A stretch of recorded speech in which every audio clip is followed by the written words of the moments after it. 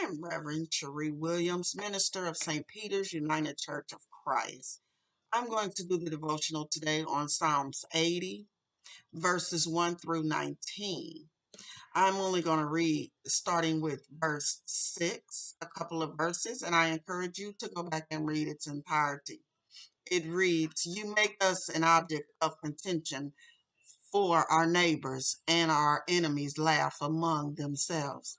Restore us, O God of hosts, let your face shine that we may be saved. You brought a vine out of Egypt and drove out of the nation and planted it. You cleared the ground for it. It took deep root and filled the land. The mountains were covered with its shade, the mighty cedars with its branches. It sent out its branches to the sea and its shoots to the river. Why then have you broken down the walls so that all who pass along the way pluck its fruit? The boar from the forest ravishes it, and all that move in the field feed on it. Turn again, O God of hosts, look down from heaven and see. Have regard for this vine, the stock that your right hand planted, and for the son whom you made strong for yourself. They have burned it with fire, they have cut it down. May they perish at the rebuke of your face. But let your hand be on the man of your right hand, the Son of Man whom you have made strong for yourself." Psalms 80 is a plea that the Lord respond to a national disaster of some kind, using the language of a vine. One of the most greatest tragedies in life is wasted opportunity, not making the most of what God has given us.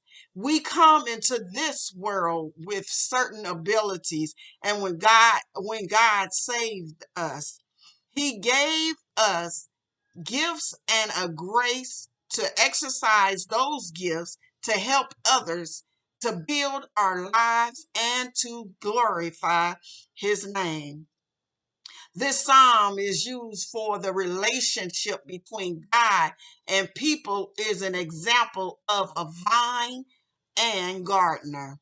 Sometimes you have to prune your garden. This is why God puts us through certain experiences. Verses 8 and 9 says, "You brought the vine out of Egypt. You drove it out the nation and planted it. You cleared the ground for it, took deep root and filled the land." That vine, of course, was the nation of Israel. God delivered Israel from Egypt and planted her like a luxury vine in the land of Canaan. But soon he had to break that vine. He had to discipline his people. The vine was not producing the fruit God wanted it to produce. What kind of fruit are you producing? God, the church, is represented as the vine and the vineyard. The root of the vine is Christ. The branches are the believers. The church is like a vine needing support, but spreading and being fruitful. If a vine does not bring forth fruit, no tree is so worthless. You have a specific purpose established by God. You are responsible to develop that purpose through the abilities and opportunities God has given you.